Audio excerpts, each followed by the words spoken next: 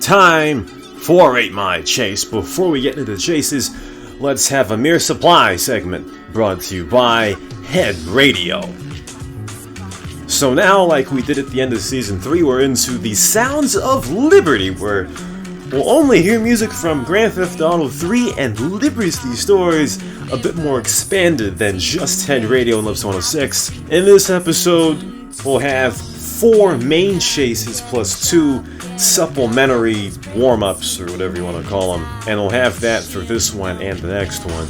But in this one, I did say that we will lay out the rest of the season, so again, this and the next episode will be the Sounds of Liberty. Then we'll have the Borat Gauge compilation, which I think some people have wanted, so I'll do that. Better for me, so I don't have to really edit that much, although I have to watch each and every single previous episode anyway.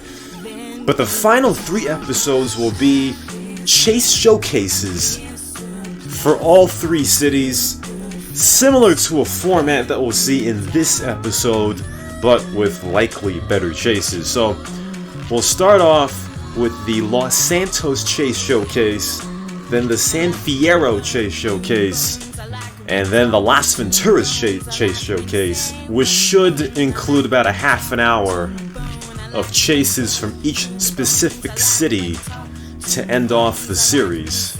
So now we know everything. And now let's get into the chases of the Sounds of Liberty.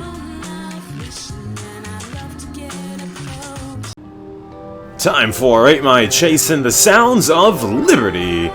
We've got Lone as our special guest cameraman here as we see Daddy 20 drop down. This is a prelim chase here to warm us up as he meets Cecino and Marius. Daddy 20 jumping around like a rabbit. Marius will surely get this kill. Cecino will as well, obviously, but no!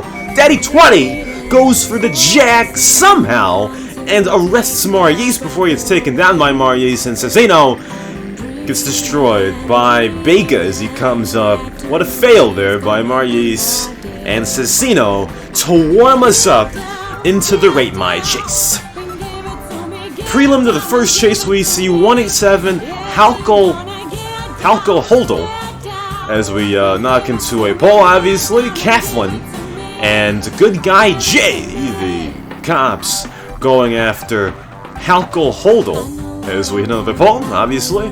Good Guy Jay takes some shots at Halko Holdel as we go northbound into Colton Heights. Good Guy Jay with his NOS on it gets away as Kiki Riki comes in and blows over Halko Holdel. Keep on going northbound, but the car's on fire. It blows up in front of Good Guy Jay, but Good Guy Jay still with it. And now, to the real first chase of the 8 Mile Chase. We've got Kiki Riki in a San Fierro police car here. We see Coughlin come up with a cheetah going westbound, and Coughlin, for no reason, spins out. An unforced spin out by Coughlin. As we keep on going here, see the cop radar. Coughlin's the only cop in this chase. So we're going to see a lot of mishaps here by Coughlin. We'll see what happens here as we keep on going. Now we're in Las Venturas, and chases don't usually, end outside of the city very easily, as Coughlin does hit the backside of Kiki Riki's car as we keep on going. Into the Emerald Isle now. Coughlin gets back on the main road, and she'll turn her NOS on. Coughlin now has the advantage here on a speed limit road on the strip, unless you talk to Calcon. Coughlin keeps on going. She has to get to Kiki Riki before the NOS goes away, and Coughlin gets sent up into the air, and the opportunity is missed. Now we're in Los Santos, going westbound here, as Kiki Riki turns, and Coughlin with the bad reaction time. And she'll overshoot the turn as now we go eastbound toward Los Santos City Hall here. We turn our NOS on as Kiki Riki turns right. We see that, but Coughlin does not see that. And another overshoot by Kathleen. I thought the Cheetah was supposed to be a good car, but, you know, the Cheetah's a car that can help any noob driver drive serviceably well, but yet Kathleen is not using the Cheetah in a good way. That must show, again, why the Cheetah sucks ass, and anyone who defends the Cheetah, it's a fact! Very simple fact. Yeah. Opposite of the PD right now, as Kathleen hits a pole, and another pole, going eastbound now towards the bar in Idlewood, middle of Mexico rather, as Kiki Riki hits the hedges, and Kathleen decides to go to the back of his car instead of the side. Kathleen hits the side of the building there, and hits another pole. Now go past Low Stack Pizza, going southbound, as Kiki Riki does hit Kathleen and knock her into the pole. She must have a lot of high ping, because Kiki Riki really on her screen did not really get close to hitting her. As we keep on going now towards Ocean Docks, Kathleen trying to find a way here as she hits another pole, but recovers pretty well. Keeps on going eastbound towards Playa del Seville. Kathleen with some patience here to try to get to San Fierro police car here. We'll turn northbound on the straightaway toward East Beach.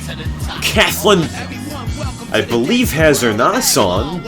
As we keep on going, she hits a pole. Don't know why she's that far right, as she'll overshoot the turn and not see Kiki Riki turn again. NOS still on for Kathleen, as we keep on going now, as Kathleen hits the pole in the middle of the street.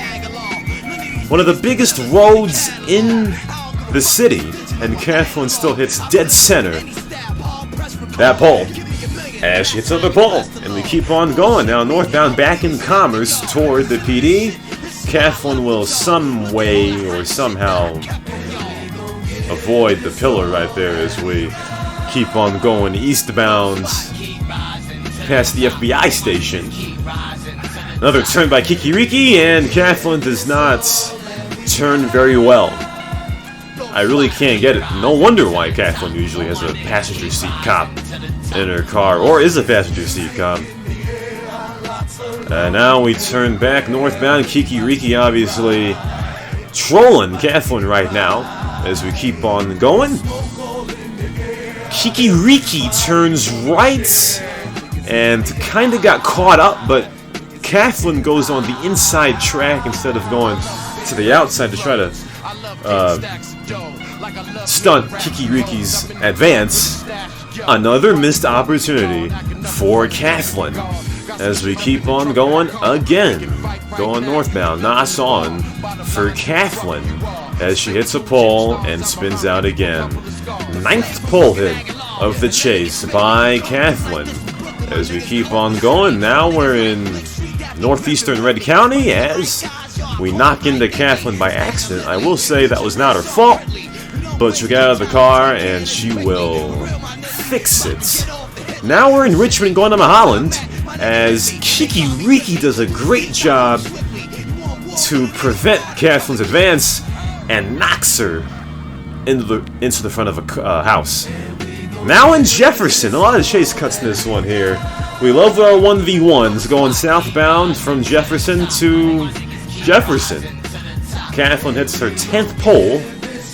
And by the way, this is the 10th pole that we've seen, not overall, because a lot of cuts have been made of this chase as Kathleen hits another pole, but gets back on the streets. As we'll keep on going, and Kathleen will slow down and go the other way as she will say that she's lagging. We've got a bit bored with this chase right now, so I alt-tab, but we see Kathleen. If there's one thing you can say, is that she is not giving up on this chase. But Kathleen will turn back and turn around to fix her car, and Kathleen goes straight into the gas tanks. How in the world do you go straight into gas tanks unforced? This may be one of the worst efforts by a high chase consistency cop I've ever seen in my chase history. I really hope Kathleen's a tranny because this does not look good for women drivers. I'm not that kind of guy, I'm sorry. Back into San Fierro now. We've got SCU going southbound, same day as the Mug Christie Edge Budget Chronicles this chase was. We see Brian Mosett, who usually is a guy who trolls in Los Santos with the bike. This time, though, he's a BF injection as SCU overshoots the turn. Brian Mosett will stunt his way out of the weighing car as we see Victor Mitch LA. Brian Mosett will honk his horn as we go southbound. SCU and Victor Mitch LA on this chase right here, going around the driving school, and SCU needs to go to the driving school because he spun out on nothing. Keep on going here now to the construction site. We see Hartorkin with an HPV. I think I'll call him Hartokin, I like that better. Going northbound here, Hartokin with the HPV. He's getting closer and closer now that Brian Mosett going to use his shoot forward with the MP5 here soon enough, with just 510 vehicle health here. Going northbound, Brian Mosett keeps on going as we hit a rustler right in the street for no reason. And now we see Propel Pat for the first time in quite a while now. A Christmas carols connoisseur he was, but now he's into it. As Hartokin still having trouble getting closer to Brian Mosett as we fail and went too fast on that one. We'll skip that as Brian Mosett will go back on going up the Gant Bridge as he goes back around to juke these cops. Viktorovich with a bad turn right there. Hartorkin going eastbound. Brian Mosett trying to cut any corners he can to get away from Hartorkin, who has barely gotten any shots on him at all. Now going towards Esplanade North now. Hartorkin now finally getting as close as he can to take some shots with his MP5, which he hasn't tried yet so far. Now he does, going northbound. The car's on fire, and Brian Mosett will reverse into Hartorkin, and the car, or bike rather, disappears, and Brian Mosett will submit. As we see Ecotex do his thing. Next chase now. One more to go after this one, I believe. We've got Outstalker DZ and Sergeant Pepper. Again, same day as the Mug Christie Edge Budget Chronicles. We see Propel Pat Anonymous and Kesh, an LB police car, a nasty, dirty cop tank. As Outstalker kind of lagging a little bit, as Anonymous and Kesh take shots. And the car is on fire.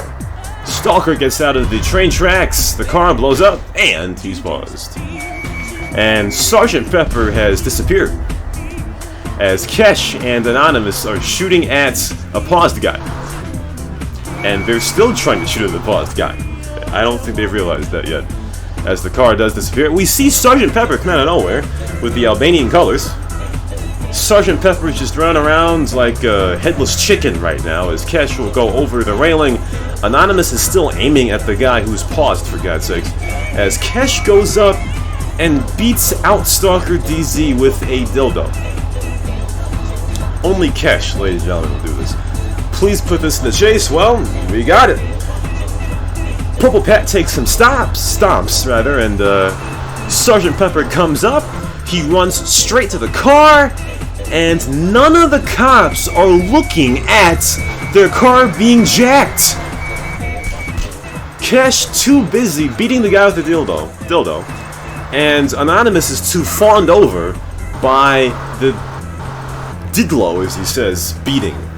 So none of the three cops even see their car being stolen. Borat personified here in this chase. As Sergeant Pepper goes and fixes his car, but that made no sense. He went from 1,300 to 1,600 vehicle health, which makes no sense whatsoever. Plus, he was unregistered at the time that he did it, so I don't think that was a great use of his money, but I digress. Bad use of his time right now is he's not really moving that much at all as we go eastbound now in Montgomery. Purple Pat Anonymous and Kesh now have a new LBPD police car as they take some shots at Sergeant Pepper's car as the Borat gauge finally goes down. Sergeant Pepper now finally with a sense of urgency right now as Shots being rung into their car, his car rather, as now Sergeant Pepper is doing circles around Purple Pat's car, as Purple Pat for some reason leaves the car, and Kesh for some reason leaves the car as well. Kesh criticizes her driver for leaving their car alone, but she did there for no reason. So, you would think a three-man God Tank would take a guy down with 10 health, but we've got a prolonged chase here. Now going towards Panky Point. Sergeant Pepper, though, knows he is soon going to be taken down as his tire is out. Kesh will take some shots. Sergeant Pepper gets out of the car, jumps out of the car. Kesh will get the takedown as a three-man God Tank. Took that long.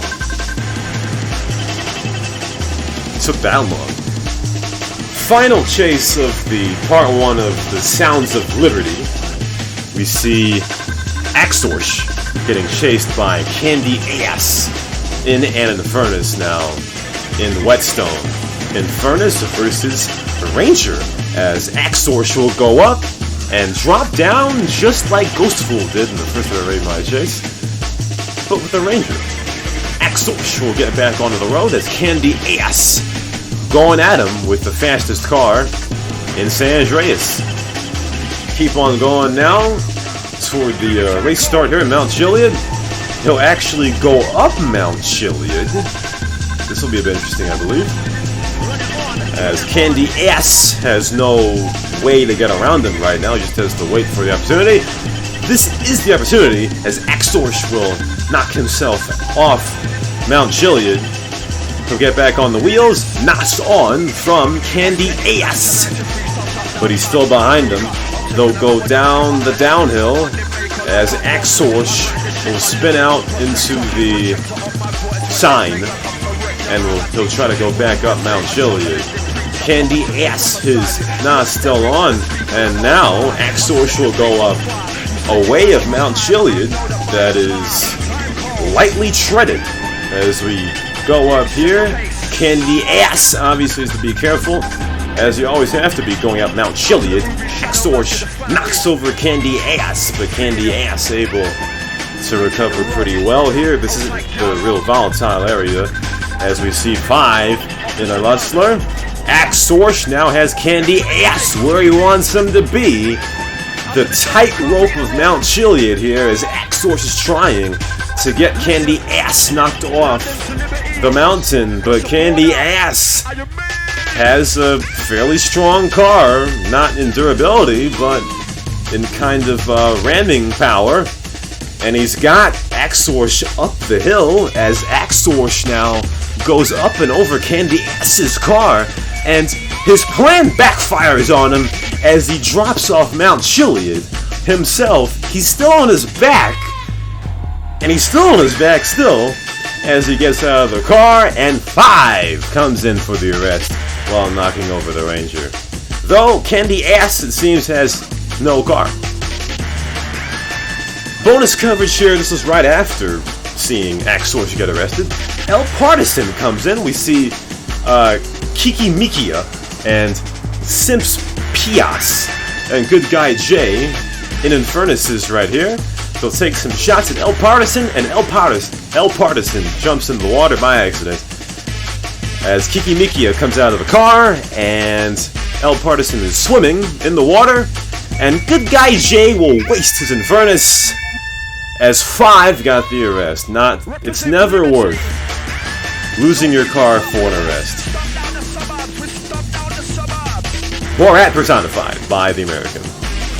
And that's it for part 1 of the Sounds of Liberty. We already saw all of the grades, so let's get into the Stugats of the chase. And this will be a long one, so keep your seatbelt on. Let's start off with, we've got 2 of them. Let's start off with Purple Pat, Anonymous, and Kesh. First set of Stugatses go to this 3-man God Tank right here. Kesh drops down and, of course, hits out Stalker DZ with a dildo, but that's not why we're here. As we see in the next clip, right here, Sergeant Pepper jetting over to the 3 cops to try to help his buddy. The guy got hogged, and none of the 3 cops are looking at the car being jacked. Until it's way too late, by the way.